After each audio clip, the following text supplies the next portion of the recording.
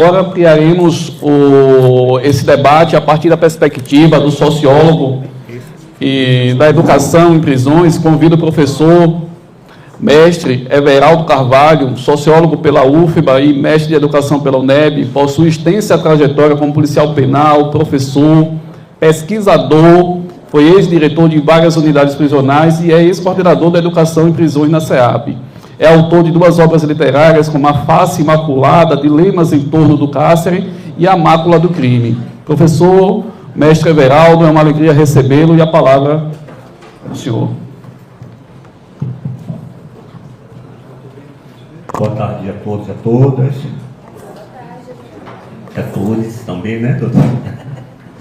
Agradecer esse convite, professora Graça, professora Sandra, professora Judite, professor Ivaldo Valente, professora Valúzia, que está ali, obrigado por esse convite. Os colegas que estão aqui, professores, policiais penais, e tentar contribuir um pouco para esse nosso bate-papo, tá?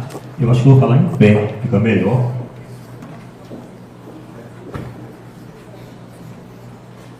Eu acho que daqui está melhor para a gente visualizar esses slides. Tá, Jorge? Tá? A minha contribuição seria, de fato, falar sobre esse tema a partir dos caminhos e descaminhos da individualização da pena, tendo como foco do laboratório de nossa análise, de fato, o nosso sistema prisional penitenciário baiano. Tá?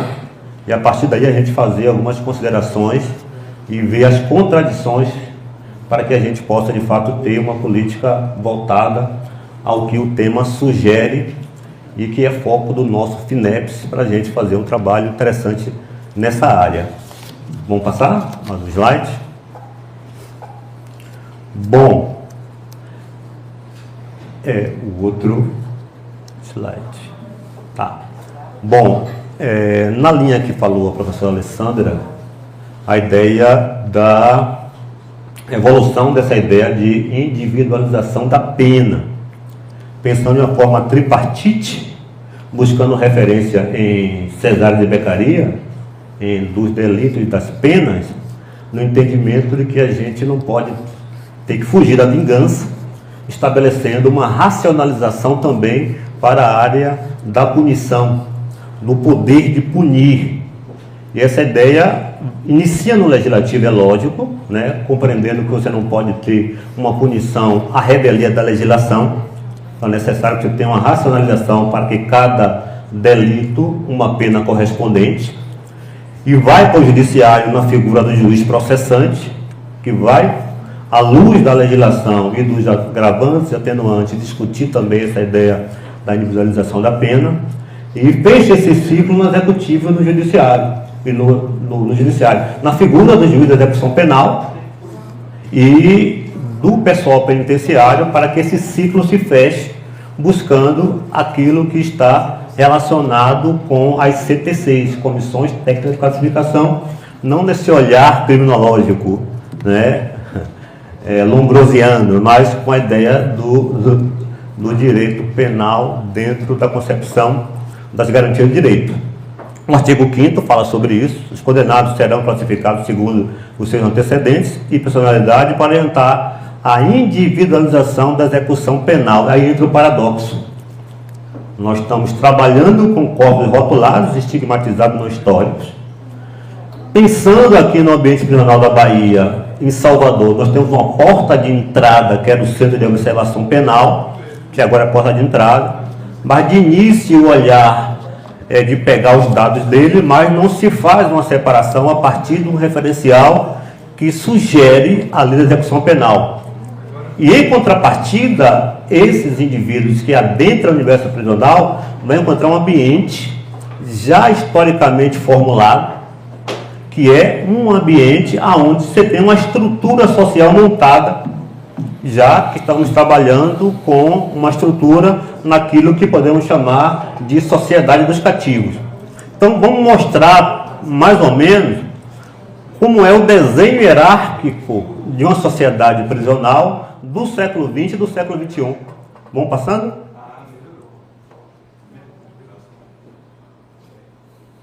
É uma imagem que choca. Isso eu trabalhei na minha dissertação de mestrado, e tem uma estrutura pré-montada, mais ou menos ilustrada no século XX, onde você tinha uma estrutura a partir do perfil delituoso, onde no topo da pirâmide hierárquica seria o artigo 57. Nós vimos isso no nascimento das facções no Rio de Janeiro, a partir daquele filme Cidade de Deus. E você tem o indivíduo chamado Pachada no jargão prisional, que era o antigo artigo 12, antes da lei de droga alterar esse artigo. Não tinha poder de mando, mas era o cara que tinha recurso financeiro. Não existe poder sem o braço armado. Na base da pirâmide hierárquica, nós teríamos os chamados fariseus, o faxina, o artigo 55, 213, que é aquele que é utilizado a partir desse referencial. Migramos para o século XXI e já tem uma nova formulação a partir do locus de organização desse processo, seria o tráfico de drogas, onde agora é um comando de frente, que estabelece funções para cada indivíduo ali representado, o contador, porque tudo aquilo que é comercializável dentro do universo prisional passa pelo controle. As unidades que deixam que aconteça o chamado monitor para a área de educação, saúde, algumas são mais flexíveis, outras não deixam que aconteça, mas acontece na maioria das unidades do Brasil esse processo. E o chamado carteiro, que seria aquele guarda de fronteira que fiscaliza a comunicação entre o mundo interno e o mundo externo, aliás, entre os de dentro do pátio e quem vai sair para essas comunicações serem filtradas para o entendimento desse pessoal. E na base dessa pirâmide continua o chamado correria, o couro de rato, o faxina, o fariseu, né? E aí é que entra as contradições de entender que precisamos quebrar esse processo com um leque de oferecimento de ações de socialização, as chamadas comissões técnicas de classificação, para que esses indivíduos que adentrem não sejam refém de um processo que não integraria esses novos que chegam ao universo prisional. Vamos passando? E aí, entrando no tema da comissão técnica de classificação, vamos discutir uma comissão para além da classificação e discutir se é uma questão de interesse institucional ou se de fato é falta de recurso financeiro para que a gente tenha um processo para além de uma classificação estanque, né? Isso seria uma tecnologia de segurança, né? Não é romantismo, então, fazendo aqui, é discutindo como a gente pode trabalhar com uma coisa mais orgânica, mais técnica. Eu discuti aqui, trouxe 5 eixos. Primeiro, uma CTC que classifique de forma dialogada com os demais setores. O sistema prisional é uma hierarquia, em que pede que o serviço social, o serviço de psicologia dialogam entre si, mas a relação com a coordenação de segurança é hierarquizada. Tudo começa pela segurança, a partir dela que se chancela para que haja a comunicação com os internos. E geralmente o diretor da unidade, eu falo isso como ex-diretor, quando vai classificar e dar uma oportunidade para o interno, ele às vezes atropela por outras questões. Vou dar algum exemplo prático, viu, Oswaldo? Colocar um indivíduo na área livre para conseguir trabalhar. Com qual critério ele vai se utilizar para fazer isso? O ideal é que fosse o critério, Gonzaga, que fosse um critério dialogado, mas ele vai olhar aquele que dificilmente vai fugir e geralmente que vai estar contemplado é o artigo 213. Por quê? É um perfil que não ousa fugir, não tem um perfil de se contrapor à ordem estabelecida, se torna um informante de luxo da direção e você, às vezes, não faz o que deveria ser feito a partir de outros critérios. Então, é necessário que a CTC ela seja, de fato, respeitada com critérios mais abertos. Uma arquitetura prisional que possa fazer que nós tenhamos condição de oportunizar de acordo com essa estrutura, para não termos aquelas unidades com mais de 500 internos amontoados que são refém desse processo de captura das chamadas organizações criminosas. Uma metodologia de circulação e ocupação territorial. Entrar no universo prisional é entender que um ambiente não é um ambiente estanque.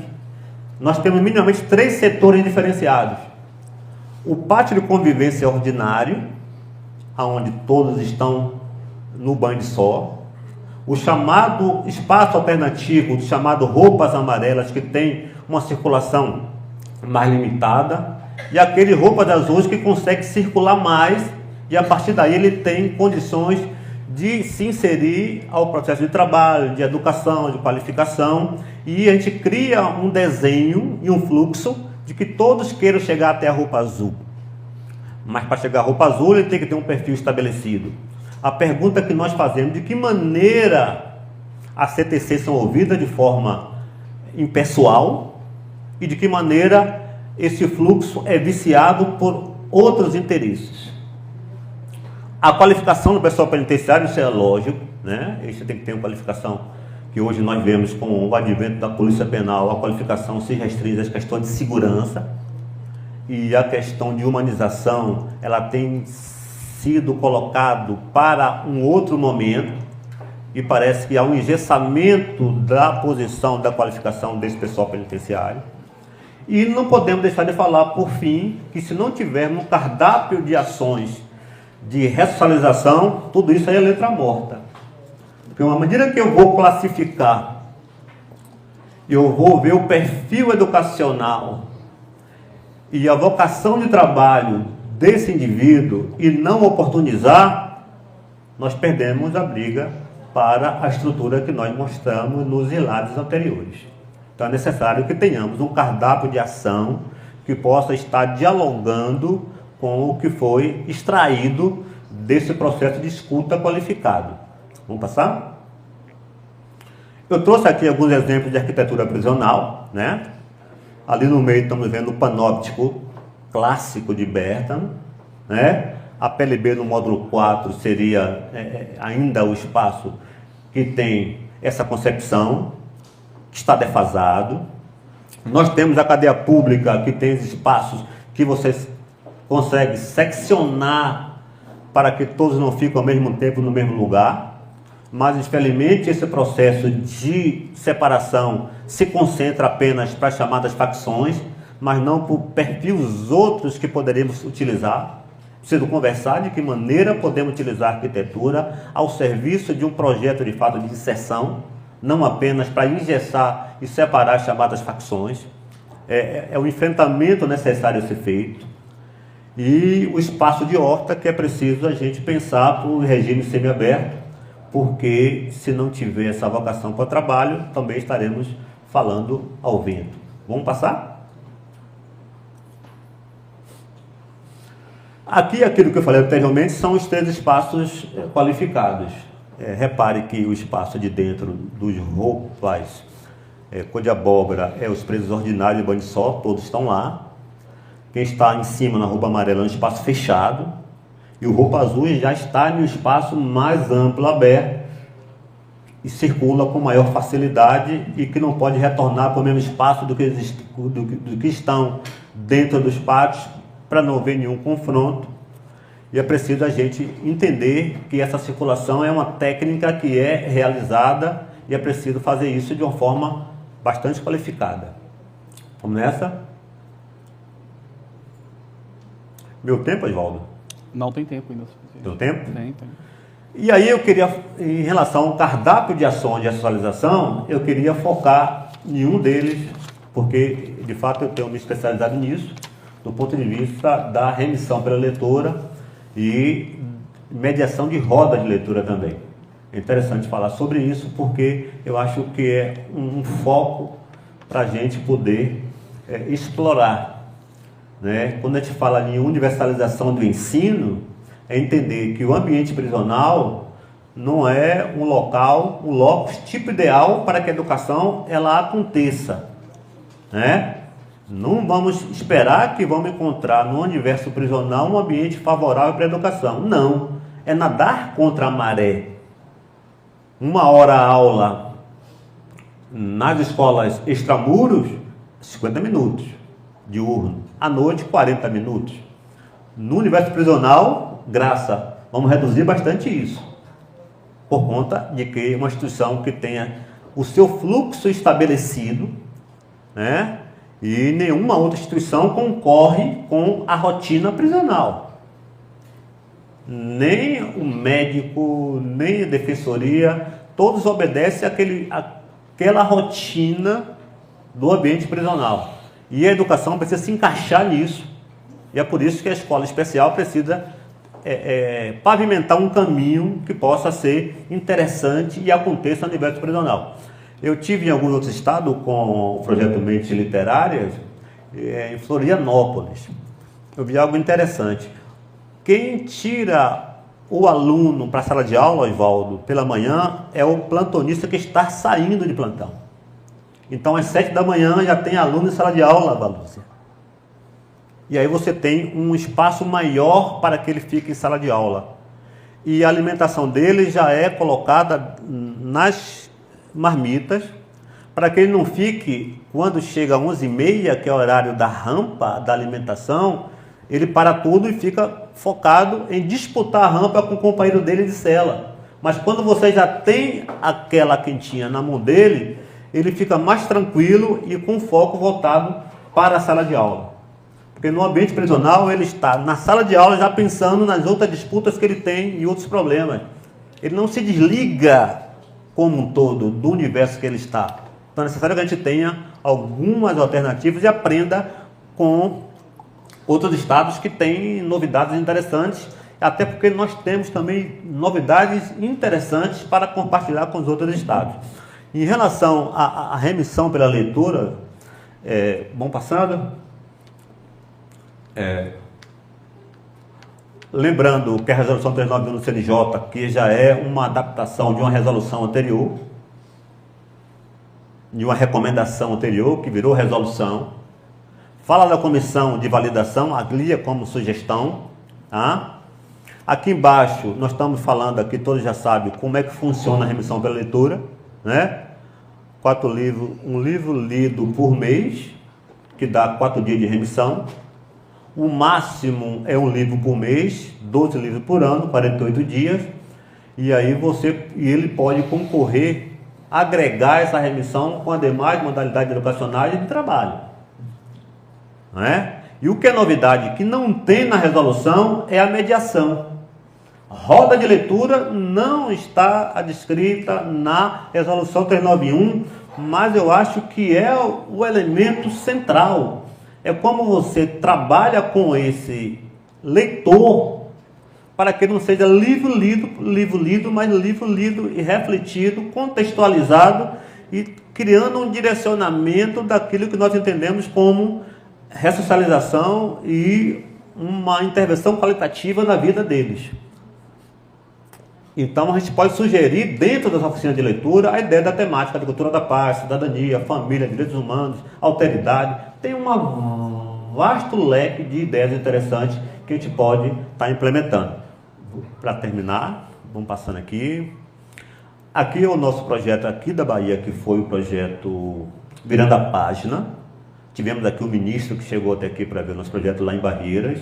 E interessante como eles conseguem produzir depois de uma mediação qualificada. Isso é bacana, como eles produzem e contextualizam o livro com a realidade prática que eles estão vivendo. Vamos passando. Aqui é uma representação também, isso foi Vitória da Conquista que nós fizemos. E aqueles que não são letrados, fazemos uma leitura em pares. E ele representou a leitura dele a partir dessa obra, que foi bacana também. Muito interessante essa ideia. Vamos passando. E aqui no projeto Mente Literária, aqui em Maranhão, o livro da Carla Madeira, Tudo é Rio. Um livro interessante.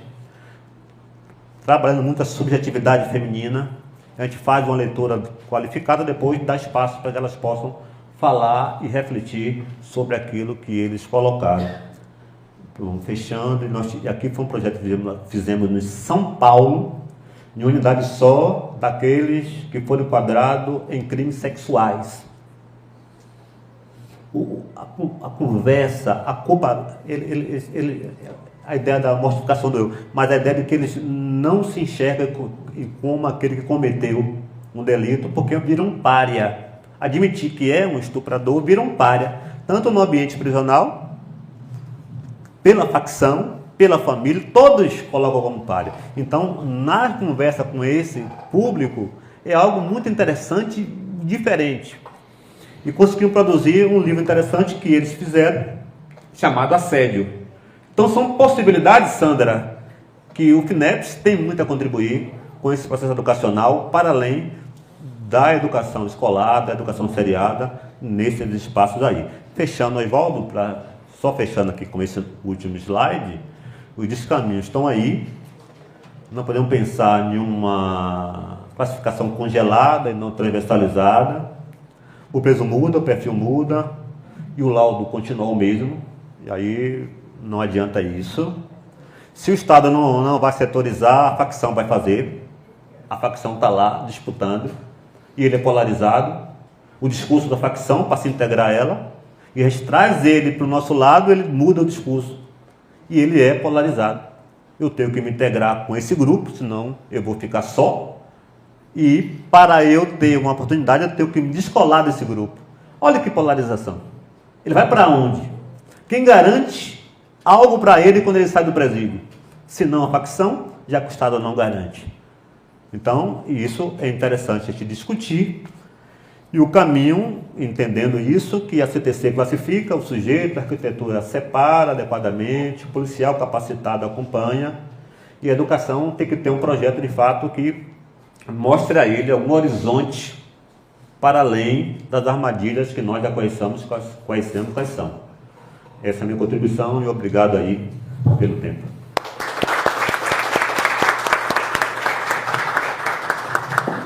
Bom, pessoal, é bem observado.